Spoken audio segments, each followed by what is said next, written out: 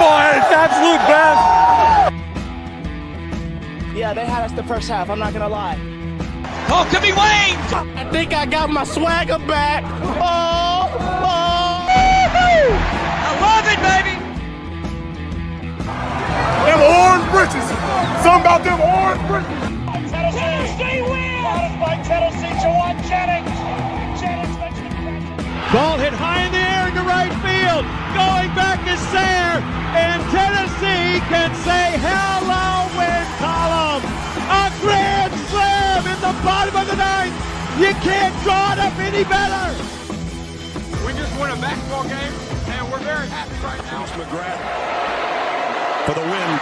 He got it. If you don't like college football and you watch this one, I'm not sure what your problem is.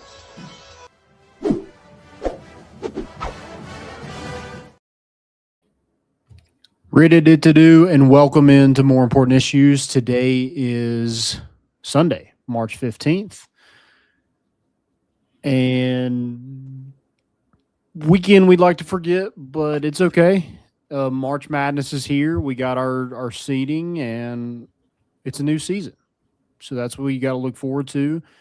Baseball, you play again in 2 days, so wipe that one clean, get a good win, and then on to the next SEC series, this one at home against Missouri. So short-term memory, that's what we want. Again, it wasn't the best weekend. You had a short time in Nashville. And the only reason why it was depressing, because like that tournament doesn't matter when you're already in the big one, but it just sucks losing to Vanderbilt in anything at all. I don't care what it is. Losing to Vanderbilt is atrocious. And me and Caleb have said this multiple times on the show. Losing to Vanderbilt is a fireable offense. Now, that is way out of context for this loss, but that's how frustrating it is to lose to them in anything. And then especially losing to them like the last two times that you've done that is just – you wanted that one. I wanted that one. Maybe they didn't want it. I wanted it. But wasn't able to get that. But we have plenty of stuff to talk about. We're also going to talk about also obviously the bracket. Duh. We're going to talk about the win totals. I think FanDuel has them. DraftKings probably does too. The early win totals for football. Going to discuss that a little bit because I think that's I don't know. I mean, we could go a couple different ways here. I'm interested to hear kind of your thoughts on that. And then, obviously, what happened today was just tragic. And that was it. So yeah, that's a lot. That was a big weekend. Yeah. So let's. I just got a text. A 22-year-old won the Bassmaster Classic in Knoxville. So congratulations to that guy. I think he was from Tennessee. So that's cool. Congratulations to that 22-year-old. Yeah, my dad just texted me and told me that. We got breaking news on More Important Issues here. Appreciate that. All right, let's get into this bracket a little bit. Before we get into the Vols specifically, let's just – we could do a standing O because Auburn didn't get in the tournament. Dude. You freaking losers. Their tweets once they got bounced this past weekend were insane. I mean, it was the biggest like crybaby thing I've seen in a long time. I mean, it's terrible. And I found it as a lot of people, I don't know if they know this or not, but like I'm an Ole Miss fan by heart.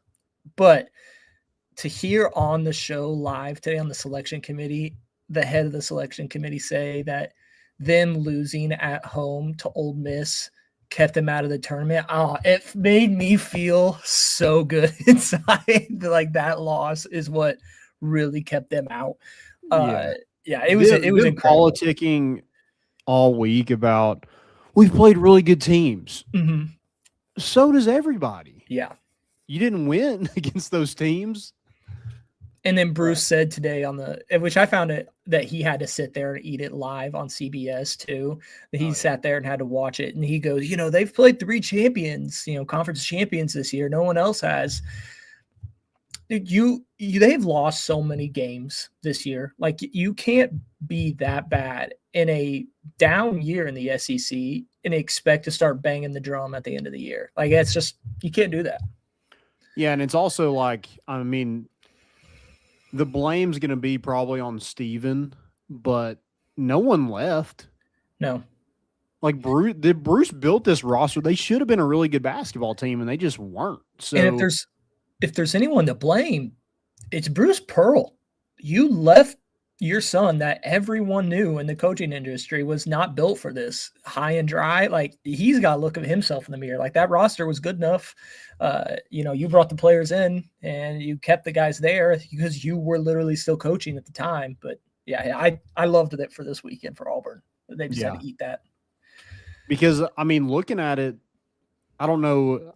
You watched the show, I'm sure. I didn't really get to watch it, but was Miami, Ohio the last team in? Oh, they even asked that question. They were not. I believe it was SMU was the last team. Okay, so Auburn would have been right here.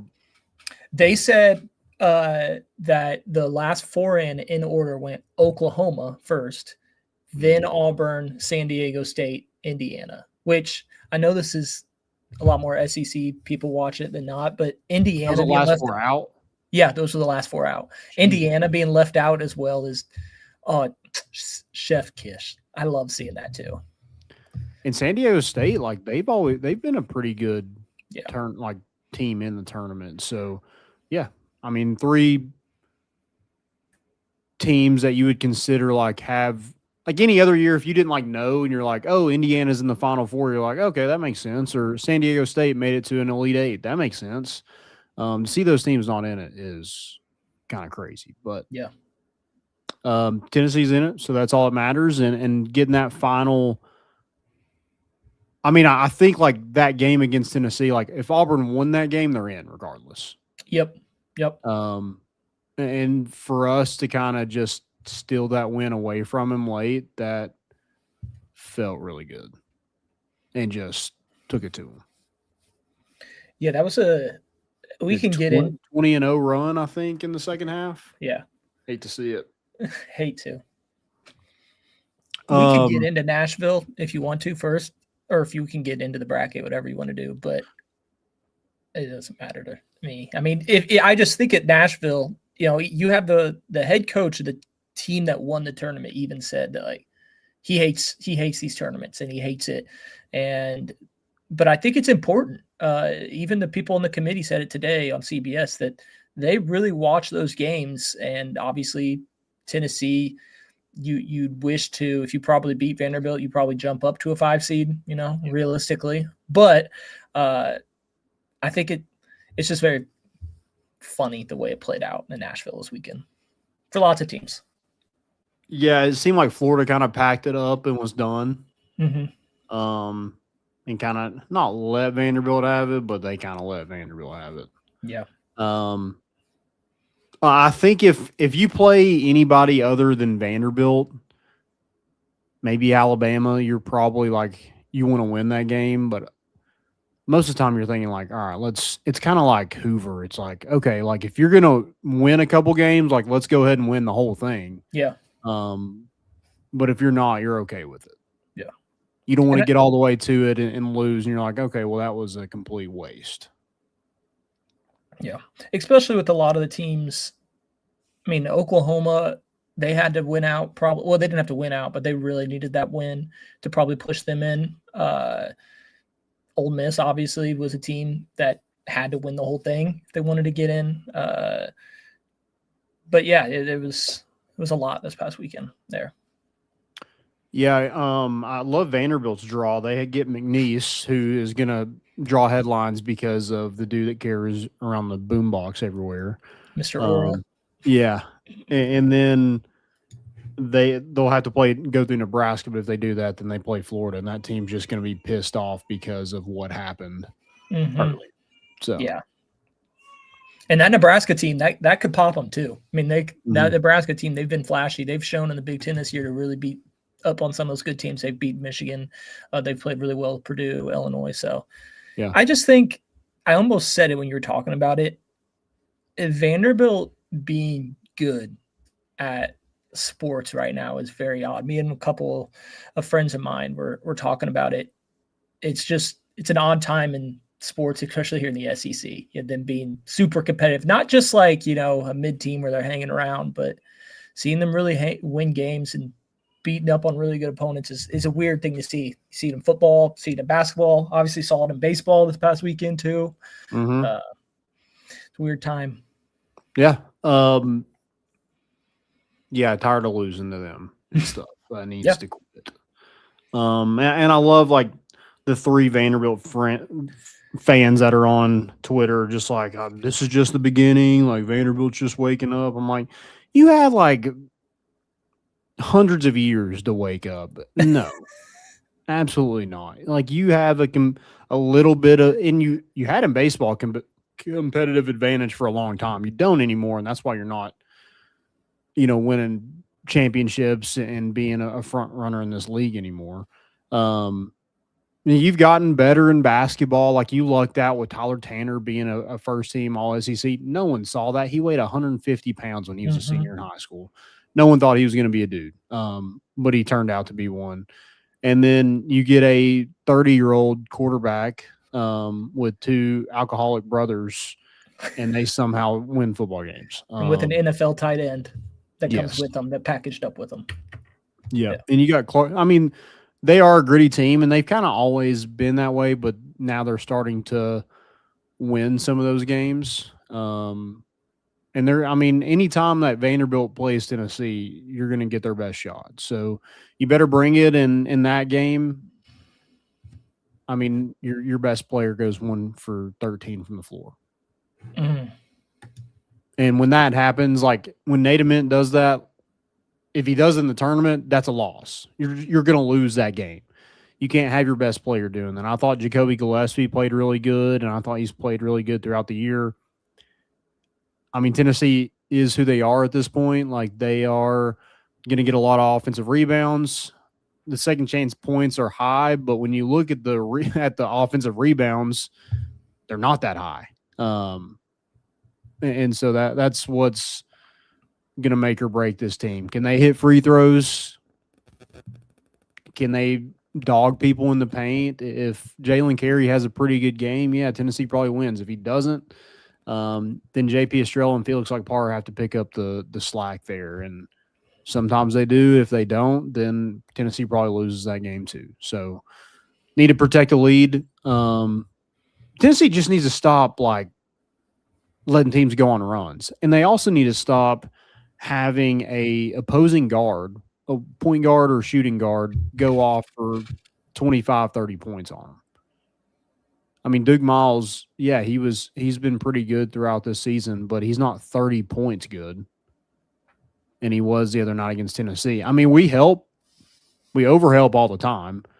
But when a guy has 20 points, it's like, hey, maybe we don't have to help on a when there's penetration in the lane. We don't have to do that.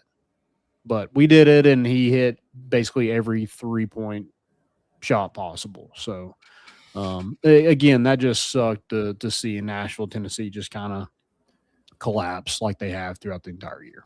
Yeah, I mean, you talked about how we were kind of banging the drum about how awesome that 20-2 run was against Auburn. Then you turn around and give it to Vanderbilt. I mean, the biggest run of the game, Vanderbilt went on a 26 run starting with 9 minutes left in the second half. I mean, you can't have that. But I was sitting there watching that game. I mean, you got to think Nate Ament, obviously just being a freshman now, he's probably never struggled like that in his competitive basketball history. Definitely not in high school. Probably not in AAU either. I mean, you got to think that, it's obvious that, Nate Ament goes 1 point or 1 for whatever for so long that's not going to happen again. But you can't bank on that. So that's a good thing. I mean, they fought, they played tough. Like I said, I think you were right on. It was good to see Jacoby Gillespie play really hard, and play really well. And it was good to get a win in Nashville. I'd be a lot more concerned if you go one and done there. But I wish it was. Yeah. I mean, here's the thing is when you look at the bracket, I think Tennessee could beat most everybody in this whole thing. The problem is they could also lose to pretty much anybody in this whole thing. So I do think they are going to have an advantage. Somebody like a Miami, Ohio, or SMU, like Tennessee is probably going to dominate in the paint. But when guys have like equally like physical bigs and good guards, like an evenly matched game, that's when Tennessee's going to struggle. Yeah. So I'm not looking at a first round exit like some people are at this point. I just don't see that. But that second round game against Virginia, like that's going to be a dogfight. Mm-hmm. And it's two teams that I don't know what Virginia's like now without Tony Bennett. Are they still kind of the same team? They're not, because I looked in that a little bit as well. Obviously, we don't. Hopefully, Rick Barnes and the team are doing the opposite of what we're doing, of looking past that first round game. But looking at the Virginia, they're averaging 80 points a game. They're giving up close to 69, 68 points a game. So it's not that same 50 to 30, games that Virginia's playing. But, they come in net ranking of 12. They're 1-3 versus top 25 teams, but, 3 of those are versus Duke. So, that conference was not very good this year. I think that's very obvious. The ACC was not anything incredible, but yeah, it's a good matchup. Yeah. If you get there. I mean, it's a good team. It's someone that if you can play with an Alabama or you can hang around with a Vanderbilt or an Arkansas, I think it's very similar type of opponent, Mm-hmm. Yeah, I mean, like there is kind of some notes, I guess, with the first round matchup. I mean, obviously Miami, Ohio had a historic season. Part of me wanted to give them that first loss, but part of me is like, is that just another Cinderella team that Tennessee runs into? I will say I did look at the metrics of Miami, Ohio. Bearing they get through SMU. I mean, the biggest thing that stands out to them, it's not the strength of schedule. It's not their net ranking, because I don't think that really matters. But they lead the country in field goal percentage. They shoot 52% from the field. And then they're 8th in the country in three-point percentage at 39%. And they average almost 90 points a game. That's a lot. Now, Tennessee's deep. They haven't seen a team like Tennessee, obviously. They haven't played the Q1 or Quad 1 or Quad 2 teams all year. But still, those numbers, if those metrics hold, that's a team in March that we've seen it time and time again. If they can keep up, 52% from the field, that's a hard team to beat. I'm just looking at their schedule. They beat Milligan. They played Milligan in the end of December, which is a crazy time to play one of those lower level teams. They scored 135 points against them. What are we doing, Miami, Ohio? Like that scheduling. I mean, Indiana. They go hand up and be like, "Hey, we do not schedule great out of conference opponents." Miami, Ohio, just like said, "F it." They just did it. I played Indiana University East and won 109-65.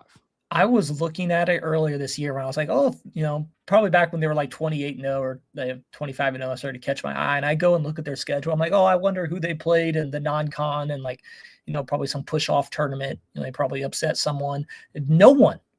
Just no one. They did not play a Quad 1 opponent or a Quad 2 opponent this year.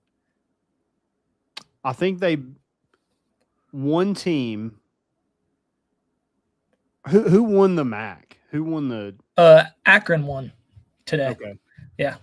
I think they ended up being a Quad 2 maybe then. But I don't think they played Akron. They lost to they lost to UMass. They lost to UMass, yeah. It was a really, really bad UMass team. Which, so by the way, they played 2 teams in the tournament, if I'm doing my math correctly. Wright State, who is also in that quadrant with Tennessee. They played Virginia first round. And then they played Akron, obviously. And that's it. Yeah. Not worried about it. Did you see who UMass's coach was, by the way? Who is UMass coach? The old South Carolina coach, the guy that got him to the Final Four, the bald guy. What's his name? From a few years back. Is it Frank something? Yeah. Okay. But I saw it. I was like, is that? Really? I just assumed he would just retire. What's his name? Frank Martin.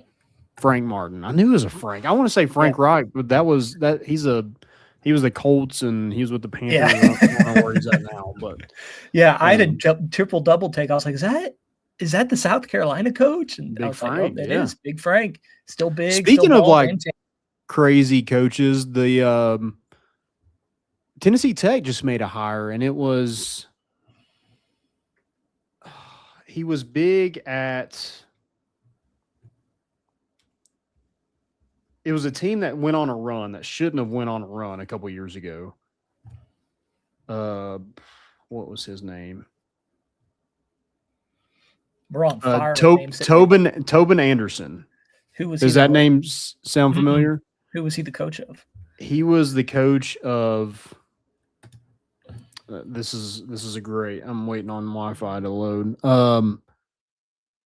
It has like a hyphen. It's a hyphenated name. That's how off the wall. Fairleigh Dickinson. Yeah. He was the one that beat Purdue, right? Yeah. And then he got the job somewhere. I think Iona. Yes. And he got canned from there pretty quickly. Yeah, he got fired. And then he got in trouble. I don't know. Yeah, and then now he got hired at Tennessee Tech. So yeah, Tobin Anderson going to Golden Eagles. SMU. I was looking at their schedule a little bit. There is some familiarity with this. You have B.J. Edwards, former Vol, Knoxville native, who is one of their guards. They also have a really good guard, and he's kind of their whole team is Boopy. Yeah. Boopy Miller. Boopy almost averages 20 points a game. Yeah. But they've also lost 5 of their last 6 games. I don't think they seem like a team that's limping into this thing. In a really bad ACC again. Mm-hmm. Their last game against Louisville, they scored 58 points. I mean, if you want to make an ugly game, Tennessee is okay with an ugly game. I got to think that, I mean, if I had to guess, I don't know what the lines are and spreads. We could probably look it up. I feel like Miami of Ohio gets to that game. I mean, it's going to be practically a home game for them in that first 4, in Dayton. And I feel like there's been so much chatter about them. So, yeah, I could see that. I mean, Tennessee just went toe-to-toe with – they've beaten Vanderbilt once this year. They have played them tight the last couple. SMU did play Vanderbilt earlier this season and lost by 19 points. SMU is a 9.5-point favorite. Really? Yeah. Because of Boopy? It's got to be. It's got to be Boopy. When you got a name like Boopy on the other team, bump you 4 points. Yeah, I think that's like a whole star rating. Like he was a 3-star, and then you got to boop him up. Boop him up. Yeah. Yeah, I like the draw. I really do. I don't like. Again, there's nobody that I'm just like, man, I just don't want to play them. I would love to have Kentucky again in the Sweet 16. That seems to be the only way we can beat Mark Pope is in the tournament. So I think that would be a great matchup for Tennessee to go ahead and take that one. Now they got to get through Iowa State. I'll be honest with you, I don't know what Iowa State really looks like, but they're 2 seeds, so I guess they got to be pretty good, right? You know anything about them? They're a pretty good team. They were flirting, if you remember, with that 1 seed for the longest time. The Big 12 this year, I mean, that's just a gauntlet of a conference. If you come out of there with what's their record right now? A 27-7 record, and 6 of their 7 losses were in conference. I mean, you have BYU, you got UCF, you got Arizona. I mean, that conference, Kansas. It's a tough conference to play in. So, but they're well coached. They have really good players. But yeah, it's a good 2. It's not. It's probably the better of the 2s. It'd be we got Iowa State, Houston. That's the other team I forgot. UConn and Purdue. Yeah, I mean, you probably have one of the best 2 seeds, but they got to go through Kentucky before they get to you. You know. Yeah. Who do you think, like, out of the 1 seeds, who has the easiest path? I'll tell you who it's not. It's not Duke, and it should be. I mean, that Duke side of the bracket.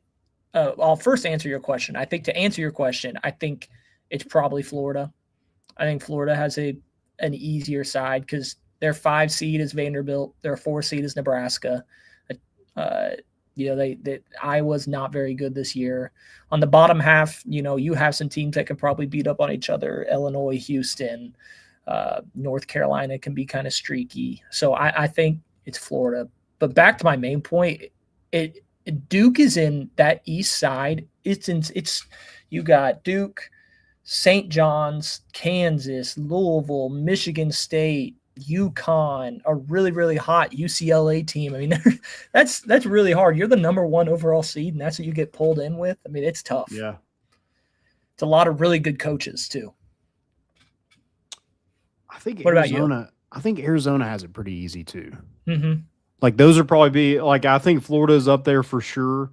I think Arizona is also, like – Arkansas looks to be like, I know Purdue won the Big Ten championship, but they're the 7 seed in that. Like, they're not the same Purdue team. They're not. So I think Arizona's got it pretty easy. I don't think Gonzaga is very good. They're going to be a 3 or 4 seed at least every year just because of their schedule and their conference. So, yeah, I could see Arkansas being pretty good in this bracket, but that's the only team that I'm like, yeah, like that's the only. I would maybe sprinkle some money on Arkansas to beat Arizona. That's the only team I would do that with. If Darius Acuff played like he did this past week in Nashville, he's got a chance. I mean, he's a great player. He really is, and he's climbing his way. It's funny the way it is. The biggest downfall, the biggest red flag for Arkansas. It's their head coach. He's going to have to coach the games, Mm-hmm. Yeah. If it wasn't for Cal, I'd feel really, really good about it. Yeah. Agreed. All right.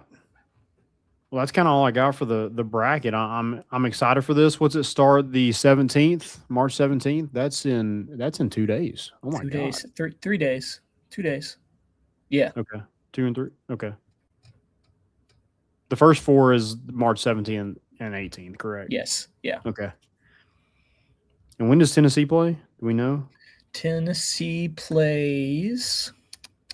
It's the 19th or 20th. Let's see, it doesn't say here.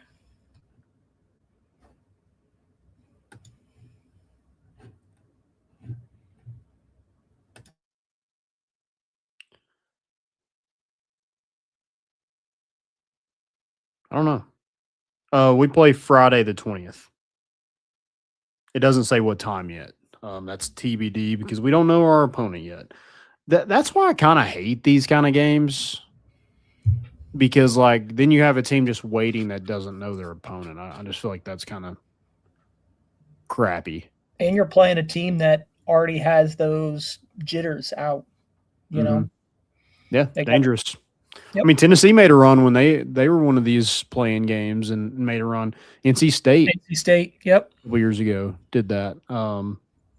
Now I don't think you're getting those quality of opponents in these two, but it can be done. Yeah, no, it's March. We got the brackets. I can't believe Texas got in. I don't know really what their record is, but they're terrible. I can't believe Texas got in and Oklahoma didn't. Oklahoma finished the year winning 6 consecutive SEC games. It really made a good run in Nashville. I think that's crazier. Yeah. but they started out really, really poor. But I mean, Texas brings in that money, man. You got to put them in. I don't buy all that. All right, let's get into these win totals. I think this is interesting. So Tennessee's win total came out on FanDuel at 6.5 games. 6.5 games, and we tweeted it out. There was a lot of people like wanting to hammer the over. They're like, I think I'm taking the under. Just don't know what quarterback looks like and all that. And I totally get it. But if it's under, this program's going to have a new football coach. Yeah, I remember asking you and Caleb. It was a while ago.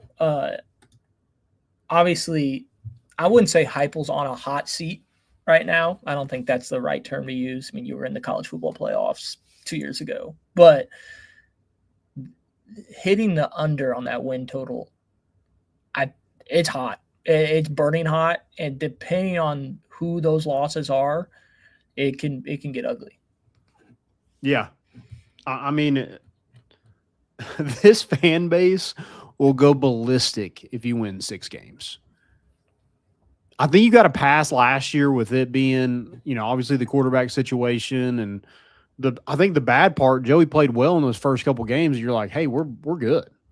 And you kind of saw his like full potential again, like nothing against him, but you kind of saw that full, like, he wasn't going to lead us to a national championship. It just wasn't going to happen. He played well against Georgia. He played well against Kentucky and some of those other teams that you should beat. But the Georgia game was the one that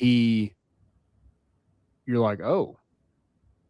But then Georgia ended up not being just fantastic either. So, well, I believe I saw that when Joey was denied that Tennessee's odds to win the national championship, it did not change with that ruling. So I think that goes to show that, yeah, it stinks losing, a guy with an experience bringing in the second time, but it wasn't like he moved the needle. And I'd say that it probably doesn't move the needle on this number either.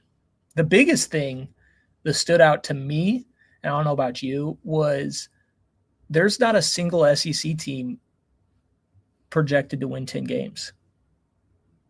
I think a lot of people are starting to notice that adding this extra conference game, we're gonna see a lot of losses. I mean, there's an extra win for every team out there now, but there's an extra loss. Oh yeah. Texas, Georgia, and LSU are all at 9.5, and that's the highest. Well, then you have Tennessee that you throw this Georgia Tech game in there, and I'm not saying there's some world beater by any means, but it is a game, like, if you lose that, like, your whole season is just like up in the air. Well, let's do a quick run through because I like this. Okay. I'll say the game, just give me win or loss, and we'll see if we hit the number. Okay. Okay. Furman. Dub. At Georgia Tech. I'm going to go win. They lost their only player that they had on that football team in Haynes King, so I'm going to go win. And now, are you guys playing that game? Is that in Mercedes-Benz? Or are you playing it at Bobby Dodd? I think it is Bobby Dodd. Okay. I think Georgia Tech was like, hey, I mean, what in the world are we doing? Yeah. They agreed. And I'm with them. Yeah. He's like, I would be furious if I was playing. And I mean, I think as a Tennessee fan, like, yeah, the whole, like, Mercedes-Benz, like, it's probably easier to get to, and like there's stuff around it, and the maybe game day atmosphere is different. But if I'm not paying to go to an away game and play in a neutral side game. Yeah. And Georgia Tech already has to play their Georgia game at Mercedes-Benz now too. Like, that's not a true home and home anymore with them either. So I get it. That's trash. Okay. So we'll go 2-0. Kennesaw State. Returning coach back for this one. I forget what his name is now. Kennesaw State's head coach. He was a assistant under Josh Heupel recently, coach running backs. Is the ex running back coach changing your? It's Jerry Mack. Is it changing your outcome in this game? No, it's a dub still. I'm just no. It's a dub. All right, then you got Texas at home. I do think it's interesting, and it's me being a Tennessee homer. I'm going to go Texas, but I think that game is because you won't really know what Tennessee has at that point. No, I'm not sure who know, Texas has. You'll know who Texas has because they play Ohio State. They play Ohio State at home. Yep, before they play y'all. Okay, so we'll do 3-1. Home versus Auburn. First year coach at Auburn. They're not good, and it's at home. Yeah. I'm going dub. At Arkansas. You gotta win. It's October 10th at Arkansas, and before they play you guys, they might have an interim coach because they go home versus North Alabama, then at Utah, out in Salt Lake City, home versus Georgia, home versus Tulsa, at Texas A&M. They may have 3 or 4 losses before they play you guys. So I like your chances there. Yeah, and Taylor Green's going. I'm gonna go dub. Let's go dub. So that's up to 4, right? Yeah. At home versus Alabama. They got a new quarterback. So do we, but give me George McIntyre's legacy game in this one. No, I'll probably go Alabama. I think then at South Carolina.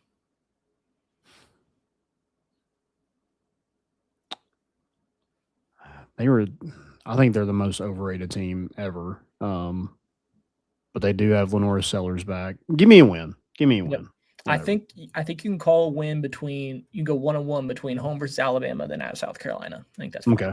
Then I'd rather win at Alabama. Then you have your bye, and you're saying you're at 5. Yeah. So you need 2 more here. Hit your over. Home versus Kentucky. Dub. Got to be a dub. Again, fireable offense. Yep. If you lose Kentucky at home, fireable offense. At A&M. Yeah, I'm going to go no. Home versus LSU. I might want this game more than I want Alabama. Yeah. Dude, Josh Heupel's going to give me a dub, man. And then we're whooping their ass. Then at Vanderbilt. Yeah, the freshman quarterback. Yeah, you kidding me? Yeah. Dub. There you What's go. that? 8? That's 8. Damn, that sucks. It doesn't when you look what Tennessee had to play to get to 8, but thinking of an 8-4 season, that sucks. And I think this is why I brought up the why I think the win total, no team having 10 is interesting in the SEC. I'm not saying 8 wins going to get you in the playoffs in the SEC. Obviously not. No. I think a 9-win SEC team, I can say this, maybe you can clip this. I think a 9-win SEC team will be in the college football playoffs next year. Wait, I went 9-3. 1, right? 2, 3, 4, 5, 6, 7. If you said LSU, yes, you went 9-3 if you beat LSU. I mean, dude, you can't lose LSU at home, Texas at home, Alabama at home.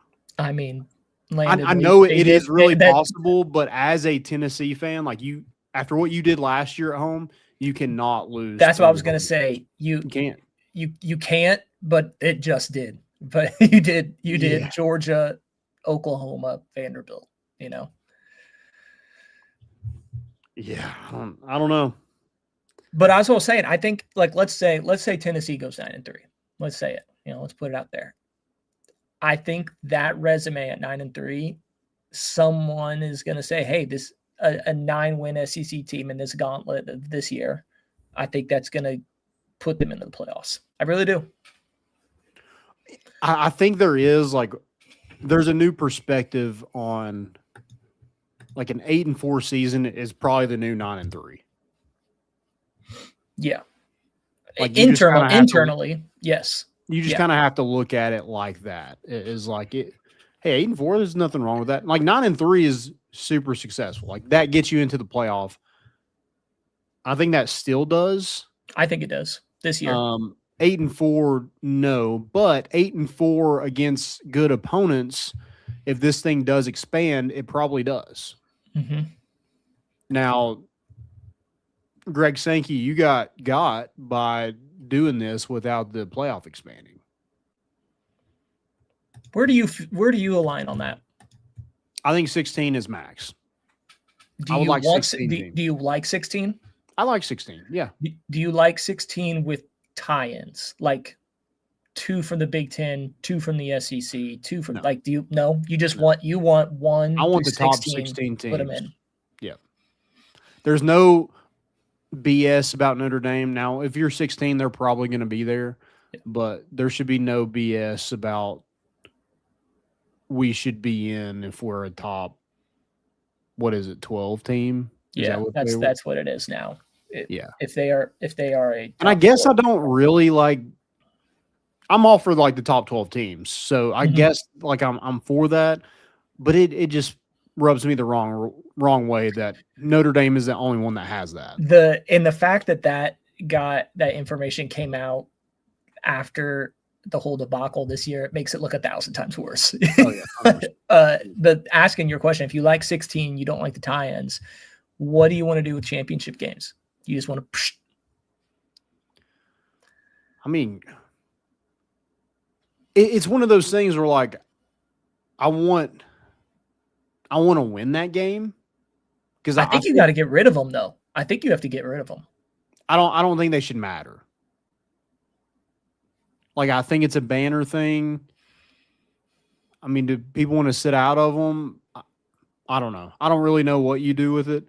I mean, just do a regular season at that point. Yeah. That's what they do in basketball. They do a regular season. They also do a tournament, but who's really the better – who's the best team in the SEC? It's the regular season title. That's way more – It's a longer-term success than it is playing in a weekend tournament and winning that. It's the NFL model. They don't have, a championship game for the NFC East or the NFC or the AFC. You were the first team. Yeah. Yeah. Give me 16 teams. I can get there. Yeah. I like 16. I think 24 is too many.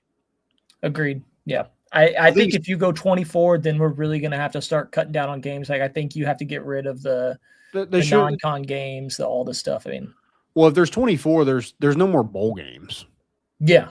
In my opinion. It's like, what is the point in playing?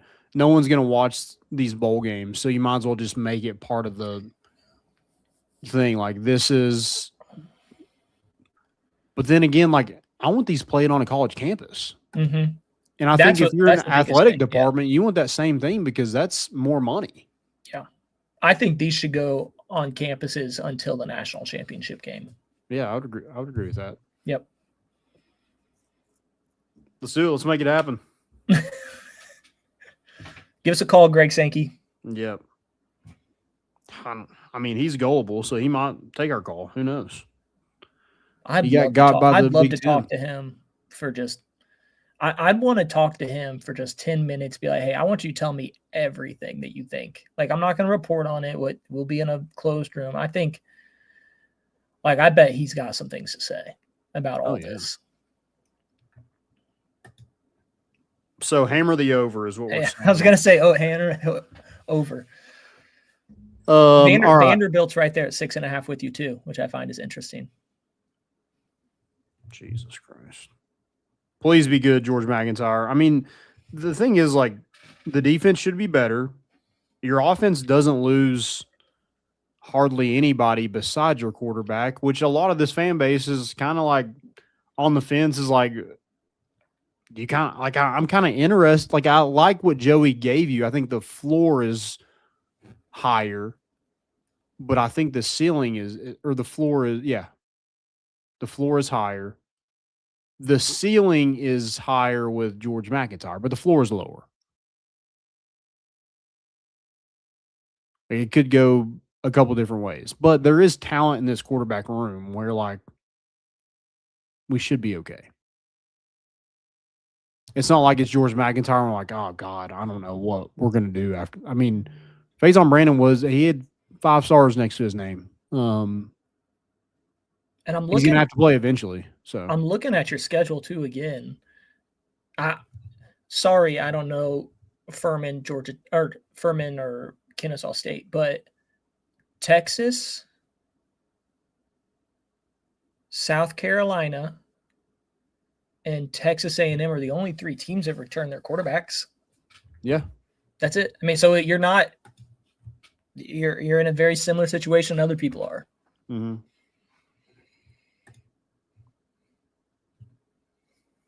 Yeah, I don't know. We'll figure it out.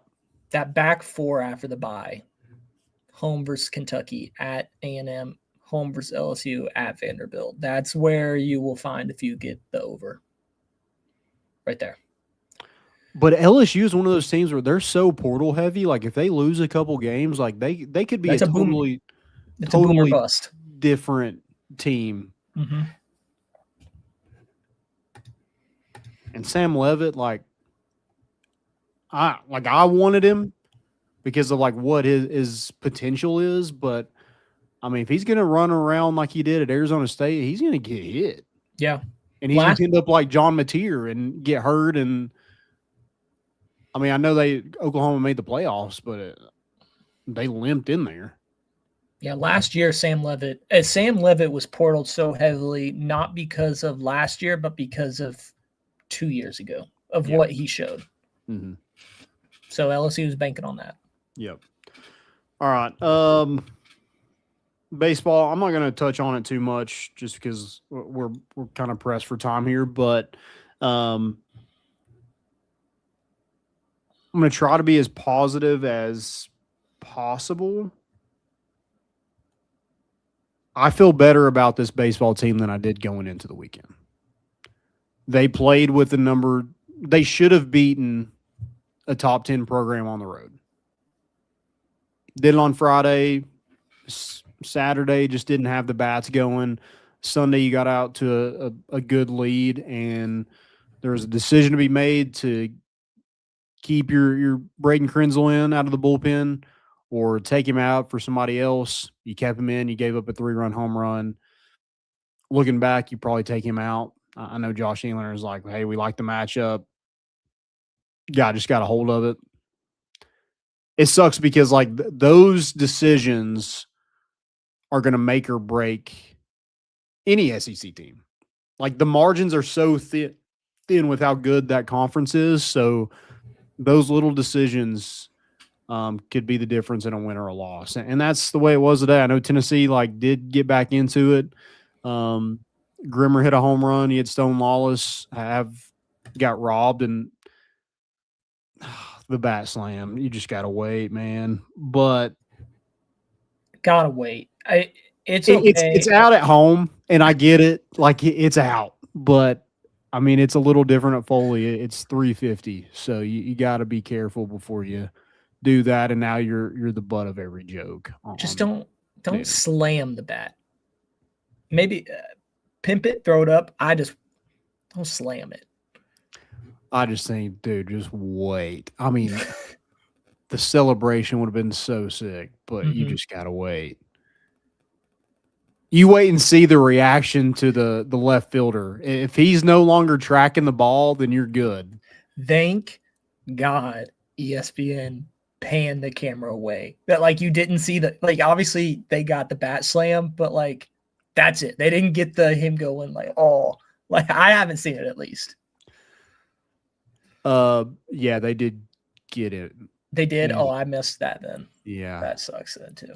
Well, and his reaction to it, everybody else in the dugout, the dugout erupts because he thinks it's gone. So if your boy that just hit it thinks it's gone, I'm thinking it's gone too.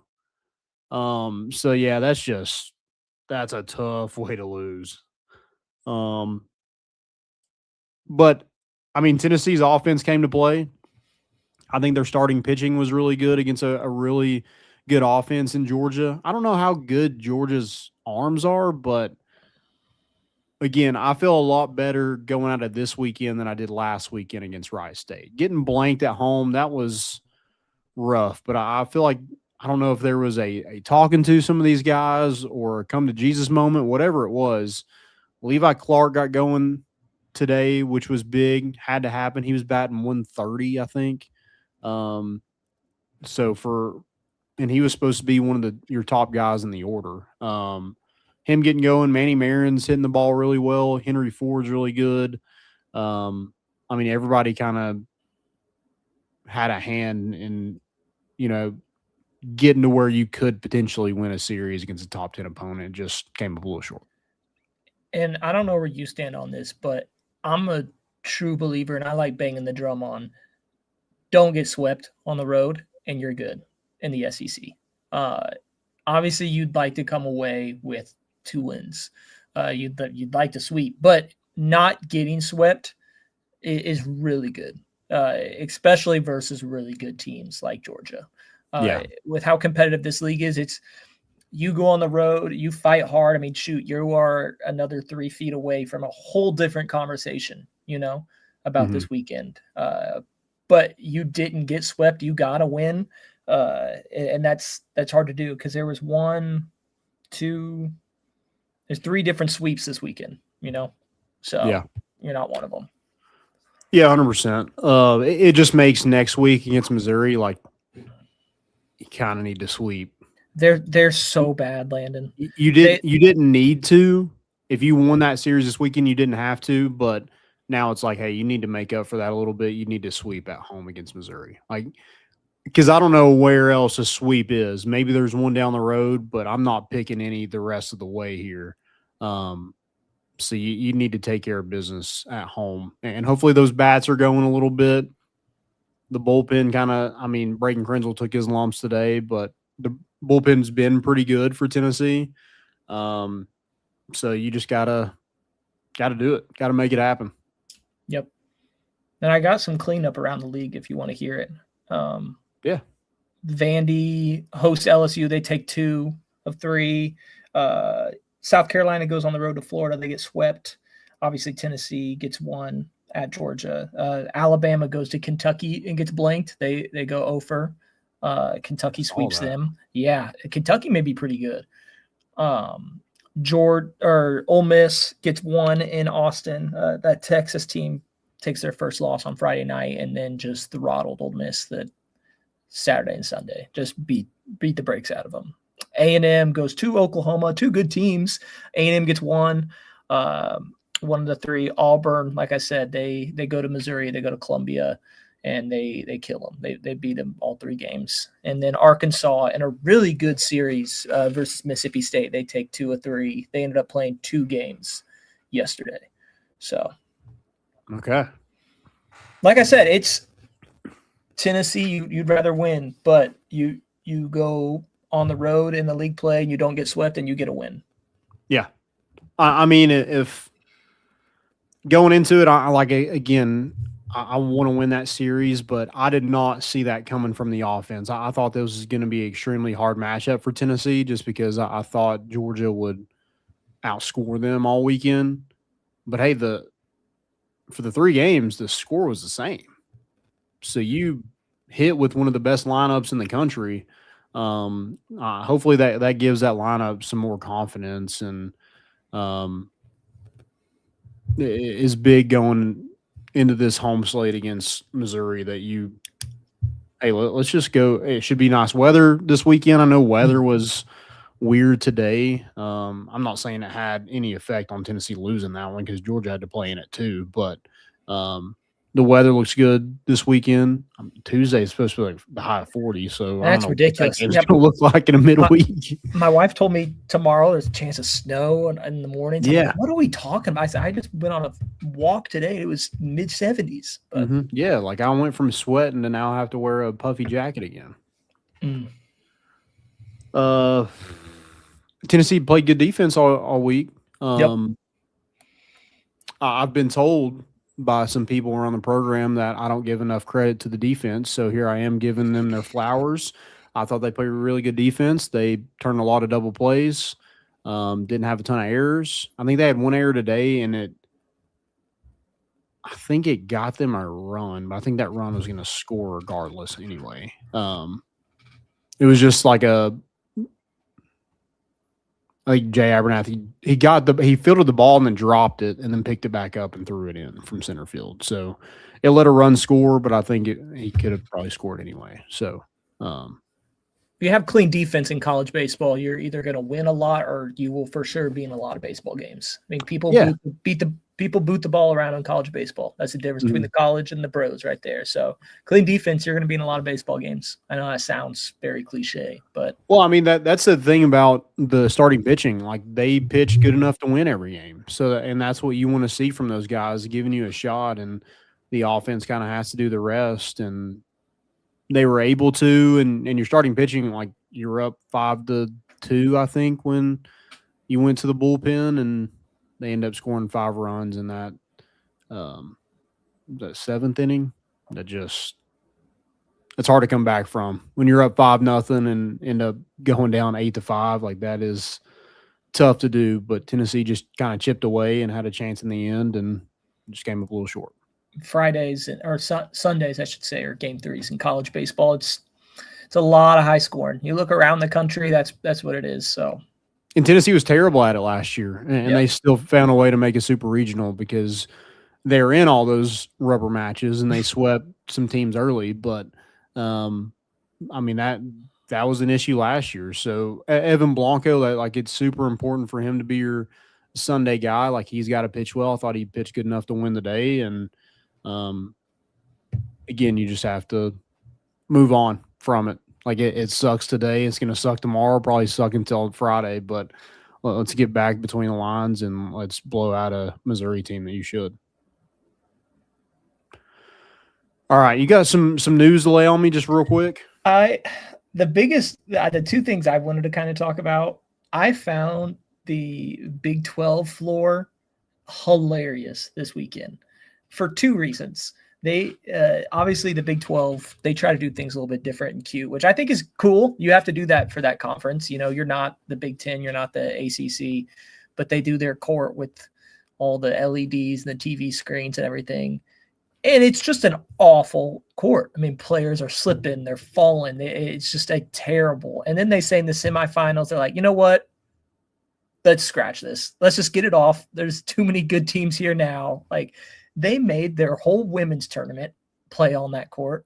And they made all the way up until that semifinals of their men's team, and then they switched it over. I just felt it's so goofy. I couldn't get over it. Yeah, there's I don't know why we like try to make these tournaments more than what they are. Exactly. Especially that one. I mean, I just talked. No one's flipping the channel and be like, "Oh, I like this court. I'm going to stay on this channel." No. And we just talked about too how good that conference is. I mean, the games itself are worth watching. I'm not turning that channel on, like you said, because of the court. But the only other baseball news, which now I think it's not irrelevant, but USA Baseball and Mark Del Rosa this past week. Dude, what I mean, oh my God. Especially there's so much to it, but as the manager of a USA baseball team, you're not the manager of another team. There's probably 2 things you are in charge of. One, the roster and the lineup card. And the second thing is the tournament itself, right? The World Baseball Classic. And not knowing if your team is in or out. Oh yeah. Also, is there nobody like to tell him like, hey man, like, hey, I know you're putting out this lineup right now, but hey, we kind of need to win this one. Whoever the person was or was supposed to be, he had Clayton Kershaw warming up in the 8th inning as they're getting spanked by Italy. Like I said, a lot of this doesn't matter now that, Italy won and Mexico, whatever. But still, he had no idea. It's insane. Yeah. It just goes to show. I think this whole week has been, or this whole World Baseball Classic, a lot of people have like, I love watching the Dominican team, the Puerto Rico, Venezuela, like even Italy. Like these players are into it. And then you see the USA guys. It all started with freaking Aaron Judge's speech, it's just, and then you have a coach going, oh yeah, we're going to rest our guys. Doesn't matter if we win or not. I mean, top to bottom, let's figure it out. Oh yeah. Well, and we Bryce Harper is batting like 150 in this thing, and he's batting second. Like, what? Yeah. We can change it up a little bit. Bryce Harper doesn't need to bat second. In fact, Aaron Judge bats second for the Yankees. Why don't we have him bat second? Yeah. And I love the whole other aspect of it, of that Team Italy is just a minor league USA team that like are all Italian Americans, and they could play on the USA team, and they are just beating the snot out of teams too. So Andrew Fisher, Andrew Fisher, Jack Caglione, a lot of these. I mean, we're talking about how good the SEC is in baseball, and those are two guys that were really good in it just a couple years ago. So, Kyle Teal, I think he was with Virginia. But he was another like really good college baseball player. Dylan DeLucia won the national championship for Ole Miss, pitcher playing for Team Italy. You know what I mean? Like, it's just yeah. Well, it's like I did see something today. I think it was a quote from one of our tweets about Andrew Fisher, and they're like, "Huh, Fisher, what a great Italian last name."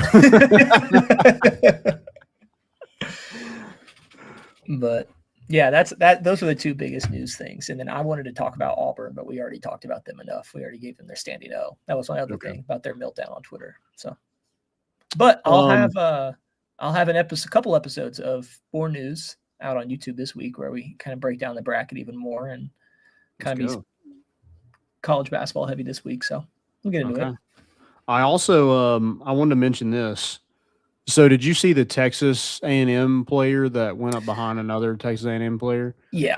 Like, what's going on in Texas? Because there was another video that surfaced, and it was two Texas players kissing each other through a fence. But the worst part of it is like there was a meme like account that tweeted out, said first the Aggie baseball clip and now this from Tennessee. Hey man, like we can spell Tennessee, but we can't read Texas across this guy's chest. Don't be putting that on us. We take foul balls off the freaking shoulder. We're not kissing each other through the fence. That's crazy. Yeah, that is crazy. And the whole slapping the player on the butt thing, like that's just like, it's so like locker room, like jockey, like dude, you're in college now. You got cameras on everywhere. Like that's getting clipped. Like what are we doing? You can't just be like, you can't be doing that. Yeah, you got to be in the locker room where no phones or anything is. even locker rooms now, like there's that'll get around. On Instagram Live, they start going. Oh yeah, you never know. Also thought it was funny that I know Texas Tech and kind of has this. Obviously, they took one of Tennessee's best softball players to Texas Tech, and they tweeted out they lost on Friday to Arizona, or Thursday, I guess, is when they started their series, to Arizona, and got run ruled. Well, today, I guess they won the next two. Texas Tech tweeted, guess that makes 11 straight run rule games for them. They tweeted that out. Okay. That's just like I get like you're trying to make fun of it, but at the same time, it's like you got run ruled. Like you can't just be saying stuff. Yeah. I feel like we're getting close here to like the Gen Z and the Gen X are now being in charge of the social media teams or they're like in charge of these social media accounts for these teams. And it's like, come on, like I need a little bit more seriousness out of some of them, but yeah. I did see a question in here from Evan Dearborn. He said, have y'all discussed the fact that Kentucky is going to make it to the Elite Eight yet? Sorry, I just tuned in. That would be funny if they did, but there's no way because they have to go through Tennessee, and we all know how that turns out for Kentucky. Y'all can have the regular season. That's great. Hang the banner. But when it really counts, we'll win. Cue the picture from Zakai Ziegler. Right on the picture there. Do you know him? Do you know Evan? I know Evan. Yeah, I know Evan's brother. I know Evan's brother. Okay. Evan, yeah. Okay. Well, no offense, Evan, but I don't. Come on, he'll be fine. Come on. They were out on Mark Pope early in the year, either way. So. Well, that's the thing. Everybody is. I mean, yeah. You should hate Tennessee because Tennessee is the only reason why Mark Pope is still the coach at Kentucky right now. True. Yeah. I think that's all I got for some news. I thought it was, geez, the kissing to the fence. That gets me. All right.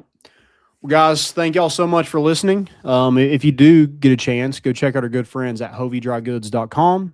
hoviedrygoods.com. Use promo code MORE, 15% off that purchase. Again, 15% off that that purchase with code MORE. And then roback.com. Use promo code MORE important issues for 20% off that first purchase. They got great stuff over there. Both those places, go check them out. Thank y'all again. Have a great week. We're bringing the boat in, and we out. Forget I got to hit the button. Yeah, I'll say I can end it. Or you? Home run, slam dunks, give him 6. Boys at MII, they got your big orange face. All year long is the place to be to hear some Vols for life talking Tennessee. You can hate us if you want, but we sure ain't worried about you. We got more.